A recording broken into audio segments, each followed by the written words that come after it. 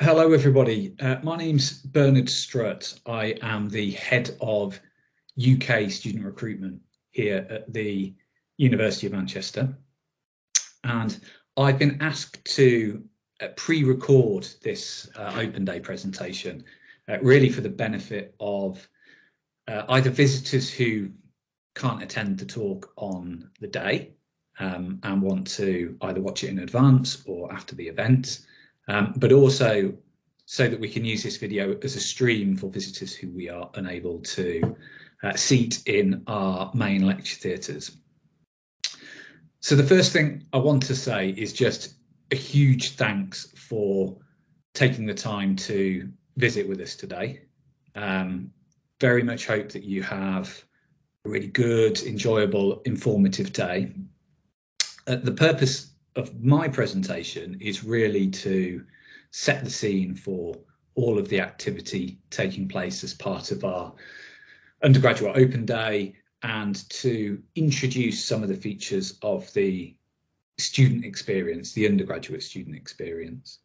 So for the students visiting with us today, for you guys in particular, I just want to try and give you a sense of what awaits you if you choose to come and study here at the University of Manchester. And here we are, the University of Manchester. So we are one of the largest single-site universities in the UK. We're a very big university. We have around 40,000 students studying here, and around 25,000 of those are undergraduate students who come from across the UK and Europe. We also have a very big community of international students, around 10,000 in total. And from this slide here, you'll get a really good sense of the size and the scale of the university.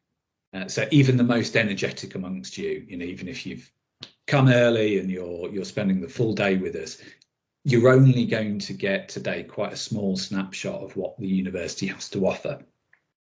So that's something that I tried to bear in mind when I was putting this presentation together.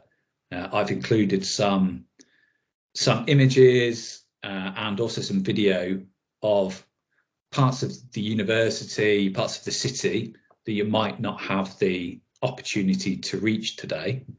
And also some images like this next one, which I saw and I just felt it perfectly captures the essence of what it is to be a student here at the University of Manchester. So I am, of course, joking. Manchester does have a reputation for being a little bit wet and miserable at times, and I just want to assure you that that is completely unjustified. Now, I'm conscious you may be sat in, a lecture theatre or a teaching room watching this as a video stream, and it may be raining outside. So just to prove my point and to reassure you that the sun always shines in Manchester, I've actually put together a little data table for us. So I'll share that with you now. So here it is, average yearly precipitation. Very important to note that this is a very reputable source. This is taken from the UK Met Office. And as you can see, Manchester actually receives quite significantly less rainfall than other European cities that you might associate with better weather. So there it is, you can't argue with the data. Now, in these types of presentations, and I'm sure you will have visited other universities over the summer, you've likely sat through similar talks and presentations to this one, kind of introductory talks. In these types of presentations, it's considered very poor form to make direct comparisons to other UK universities. But I'm just saying, University of Leeds, it's much wetter on that side of the Pennine. So come to Manchester and please don't be concerned about the weather. Now, obviously, I'm getting a little bit off track. When I was introducing this presentation, I was saying, I want to talk to you about the features of the undergraduate student experience here, what it's like to study, and particularly what is it that differentiates us from perhaps other universities that you're thinking of applying to.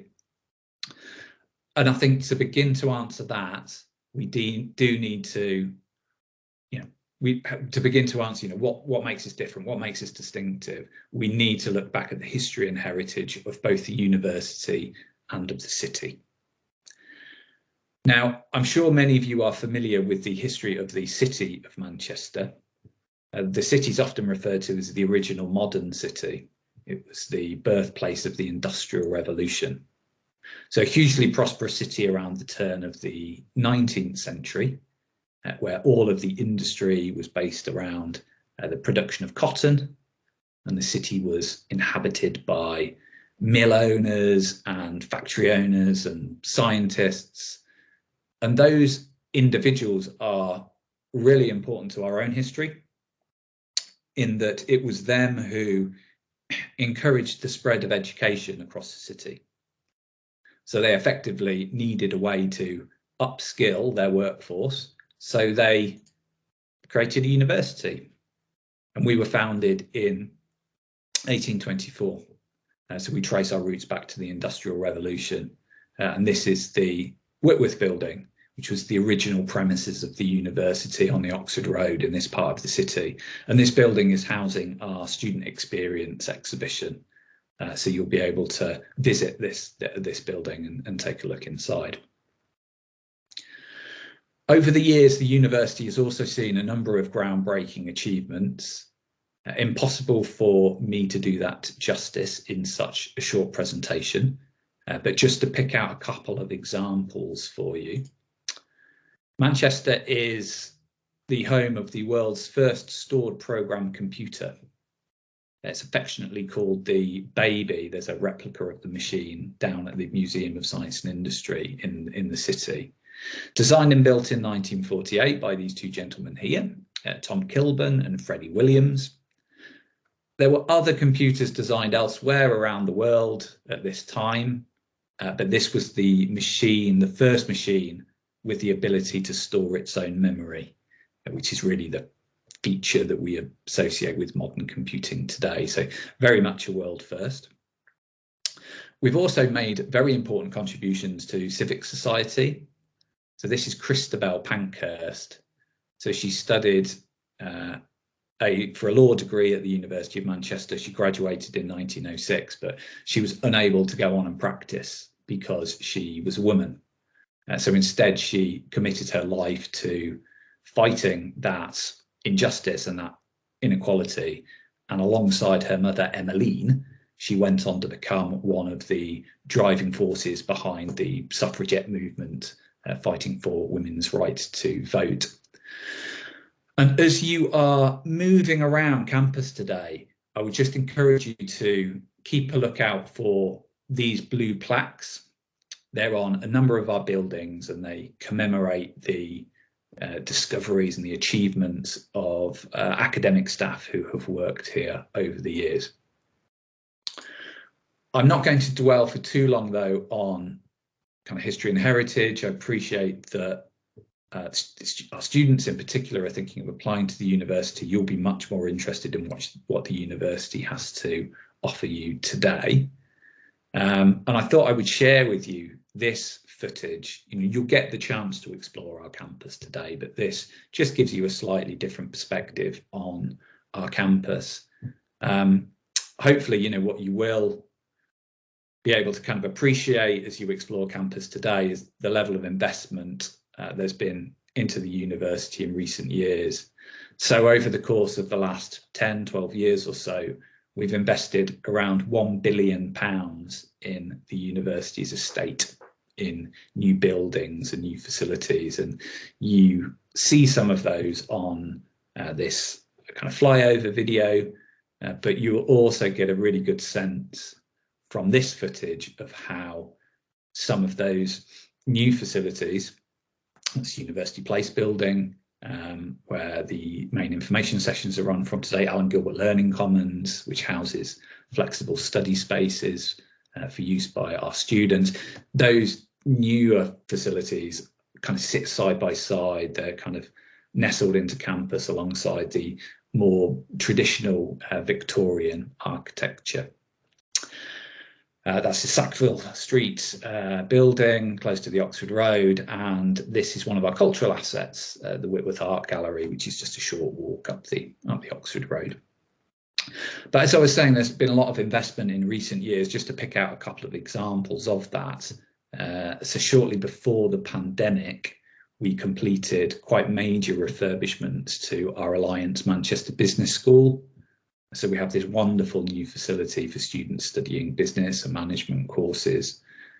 In addition to the internal refurbishments, and you can see this elevated glass atrium, this learning commons above the Oxford Road. But in addition to those internal refurbishments, the whole kind of facility also features, there's a new hotel, a new executive education centre, and a number of bars and restaurants. Perhaps if you're looking for refreshments or lunch later on today, there's a Pret-a-Manger, a Cafe Nero, and yeah, a number of kind of coffee shops and bars as part of our newly redeveloped business school.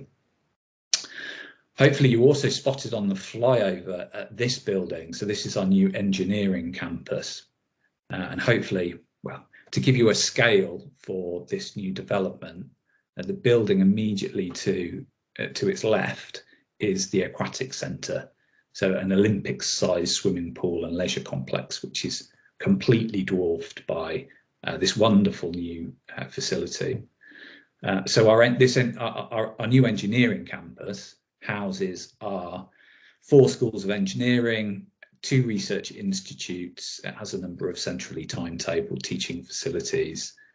It is obviously a huge structure, houses around 7,000 students, and I think around 300 members of staff, but it was one of the largest developments ever constructed at a UK university, and was a £400 million investment. So really excited to be showcasing this as part of our undergraduate open days, and it's going to absolutely transform the way that we teach the next generation of engineers here at Manchester. Okay, I'm going to move on now from the campus and just talk briefly about research, because we are a research intensive university, and there's a very special relationship between research and teaching here at the university. Again, very hard for me to do this justice, given we're such a large university, but I've just picked out a couple of examples of the type of research taking place here. The first of which is graphene, and I'm sure many of you will have heard of graphene. For those who haven't, graphene is a new wonder material. It was first isolated here at the university in 2006 by 2 physicists who went on to be awarded the Nobel Prize for Physics for the isolation of graphene. As you can see from the slide, it's made up of a single layer of carbon atoms. So it is the thinnest and the lightest material known to man, but it's also the strongest. It's several hundred times stronger than steel. It's conductive of electricity. It's got truly remarkable properties, and there's a huge amount of work taking place here at the university exploring potential commercial applications of graphene as a material for lightweight aircraft and cars, a drug delivery system. There's talk of graphene being a replacement potentially for silicon. So a very exciting discovery. But as a university, we are not just about science and engineering. We have a huge faculty for the humanities. So we have really interesting and important research taking place across the arts and the humanities. One project that stood out to me recently, we have an academic colleague in our School of Arts, Languages and Cultures who is looking at how rap lyrics are being used as evidence in US trials in particular, and how prosecutors are using rap lyrics to almost infer bad character on the part of defendants and how that has the potential to prejudice criminal trials, particularly in the United States. So that's just a good opportunity, a good example of the type of research taking place within the humanities. And the reason I pick out and talk about research within this presentation is that this is all kind of intrinsically linked to our teaching. And so if you come and study here, you will be taught by academic members of staff who are conducting this type of research, and it feeds into our undergraduate modules, and you'll have a chance to explore some of these topics and be taught by these world-leading members of academic staff. Now, in terms of our approach to teaching and learning, I'm not going to talk about that in any great detail as part of this presentation, because I'm conscious that all students attending our undergraduate open day will all be applying to different courses, different subject areas, who have slightly different approaches to teaching and learning.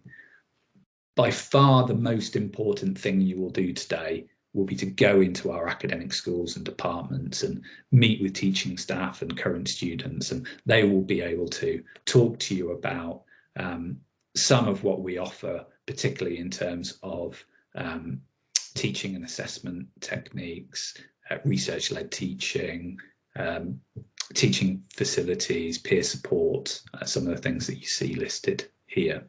So I'm going to defer to my academic colleagues to talk about kind of teaching and learning, and instead I'm going to just spend a little bit of time highlighting an initiative we have here at the university called Stellify. So Stellify is a programme of co-curricular and extracurricular activities that runs in parallel to our undergraduate courses. And we've designed this programme to help our students develop the kind of skills and characteristics that we know they will need in order to be successful on graduation.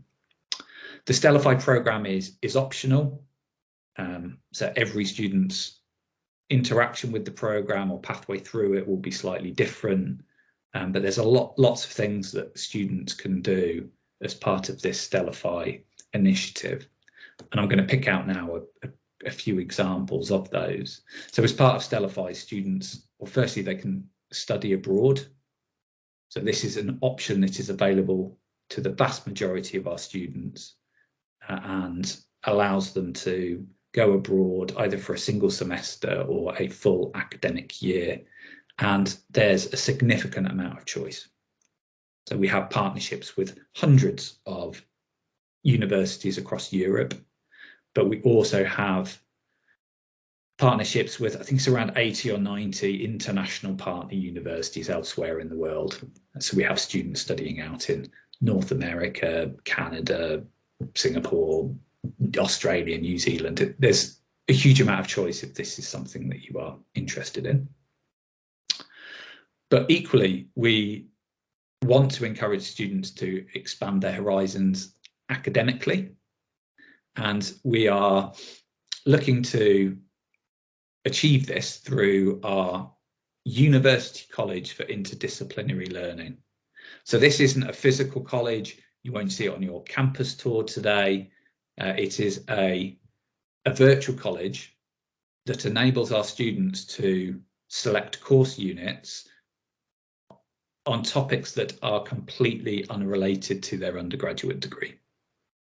So, for example, if you came here to study history, through University College, you could choose to study, it's usually a 10-credit optional course unit on a topic like artificial intelligence or climate change, bioethics. There's hundreds of course units on offer. And we think this is really important. Coming to university should be about more than just studying one thing in isolation of everything else. And University College obviously helps facilitate this. It enables students to expand their academic horizons, explore their intellectual curiosity, work alongside students from different parts of the university, and And that's a great feature, I think, of the college, and we can bring students together from different kind of discipline areas who traditionally wouldn't have had very much kind of interaction as part of their undergraduate experience. So if you do come here, please take a look out for University College course units. And if you're interested, we've actually just launched 3 taster courses based on units that you can actually study here as part of your undergraduate degree. So they are around sustainability, EDI, and trust and security in a digital world. If you are interested in finding out more, this isn't a particularly big time commitment. I believe every unit is about an hour long, all taught by members of staff here at the university. So if you're thinking of applying, it's a great way of engaging with the university, something you might want to also mention on your personal statements. So that's part of this Stellify initiative, as is a program called Ethical Grand Challenges. So we've designed this to introduce our students to some of the big challenges facing the world in the 21st century around sustainability, workplace ethics, and social justice.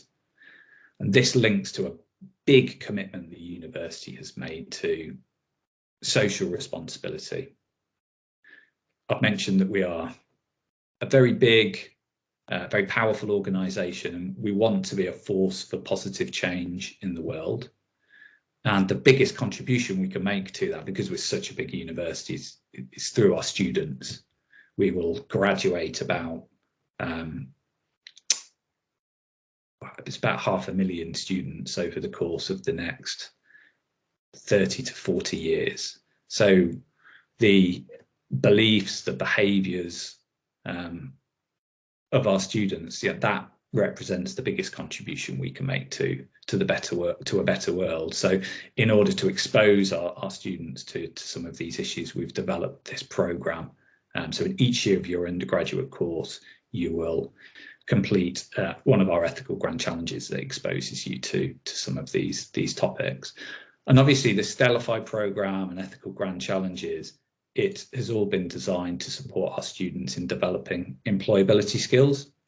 So things like teamwork, leadership, communication skills. And the success of our students, I think, is evident in the levels of employment that we see. So 94% of our graduates are either in employment or further study 6 months after graduating from the university, in large part because we are very heavily targeted by the university's top graduate employers. Now I've got kind of 5 minutes or so remaining, so I'm just going to change direction now and talk briefly about the city of Manchester. I'm sure many of you are familiar with Manchester, a very large cosmopolitan city, a huge community of students. We have about 90,000 students in total between ourselves, Manchester Metropolitan University, which is just next door on the Oxford Road, and then we have Salford University south of the city. So very vibrant city, which again, like the university, has seen a huge amount of investment in recent years.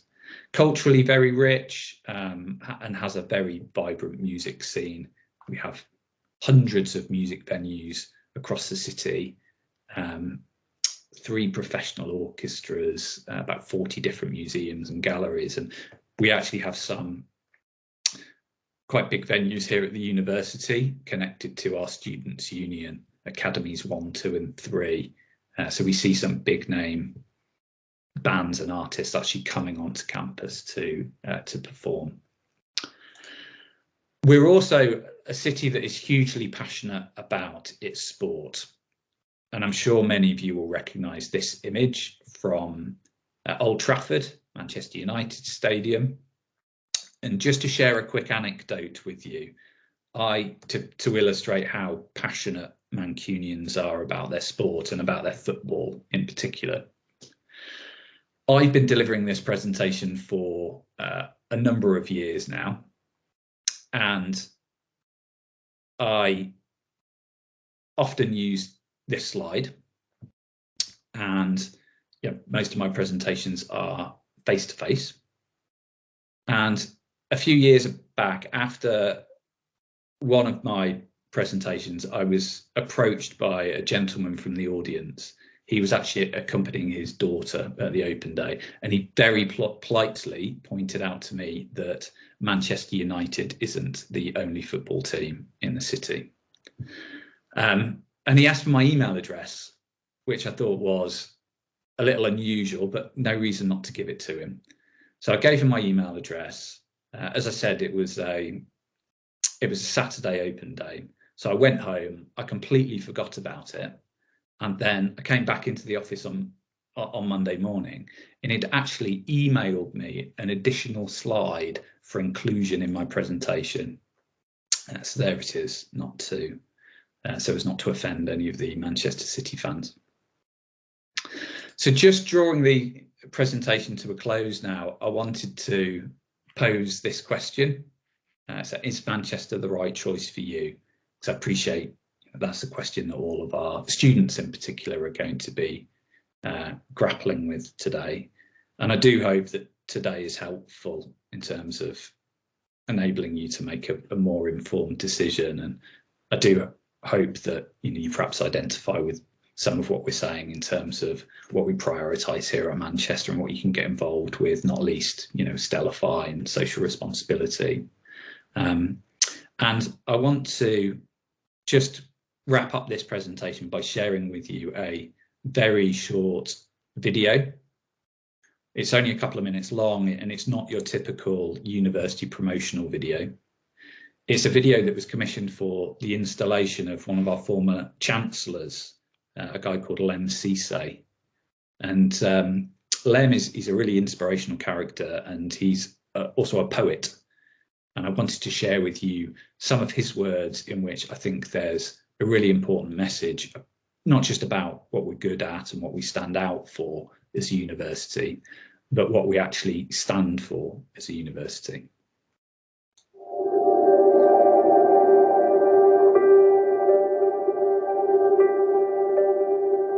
Open the dawn in the open sky, the laboratory, open the book, open the challenge with open eyes, open. Out.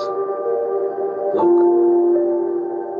Open all minds, open all dreams, research, question, open all doors, open all senses, open all defenses.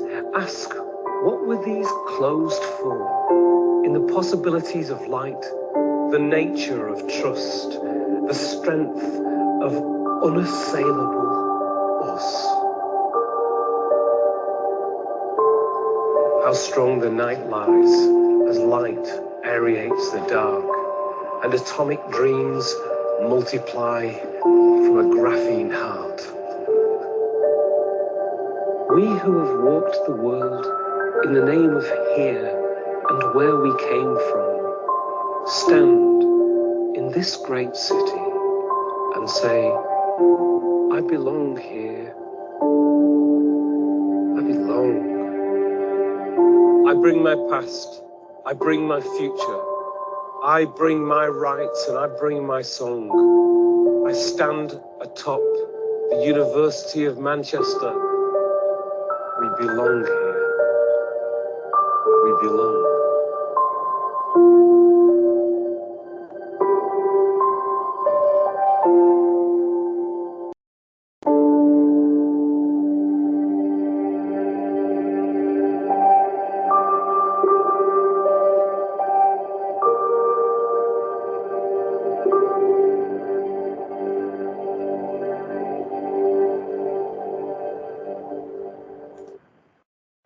So I chose to end with that video because I think, in Lem's words, that there's a really important message about belonging that seemed very relevant to today and to an undergraduate open day, where we've got young people thinking of coming to make a new life for themselves here in the city, and